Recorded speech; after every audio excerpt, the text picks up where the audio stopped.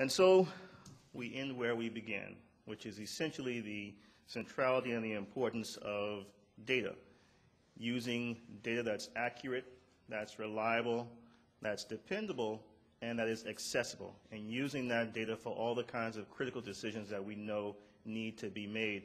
And I want to give special acknowledgement to the comments that Nathan Saunders shared with us, because I thought he was 114% right in that there are so many pieces of data and subsets of data that we need to look at when we're making decisions around instructional practices. And some of the examples he gave around things like poverty and SES status and all those sort of things absolutely have to be taken into consideration and looked at when we are looking at data and making decisions. So I do want to acknowledge that and to thank him for that comment.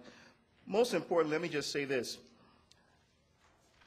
In the beginning, I mentioned that the Campaign for High School Equity fundamentally believes that No Child Left Behind should be reauthorized with a whole series of important policy fixes. Obviously, what we've been talking about today is one such fix.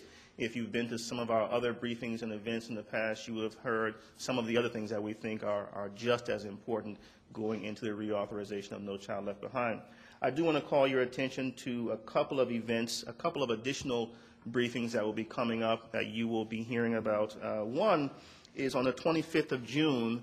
We're going to be talking about the value of culturally relevant knowledge in the teaching and learning process, and what some people may refer to often as cultural competency on the part of teachers and leaders, which in large measure kind of gets to some of what Nathan was talking about. It gets to a lot of what Charity was talking about and what Quentin and all of our panelists were talking about. But that's for the 25th of June, and so you will hear more about that from us shortly. And then on the 21st of August, we're going to have another discussion here on the Hill, really looking at the whole issue of access to rigorous courses and tying that into how much we're able to align standards and assessments to college and work readiness. Again, all very, very important issues and policy areas that the Campaign for High School Equity believes should be paid attention to. And so, as I said at the very beginning of our session, I was hoping to begin and end our session on the same day, and I think I've done relatively well at that. So thank you again, and won't you join me in thanking our panelists?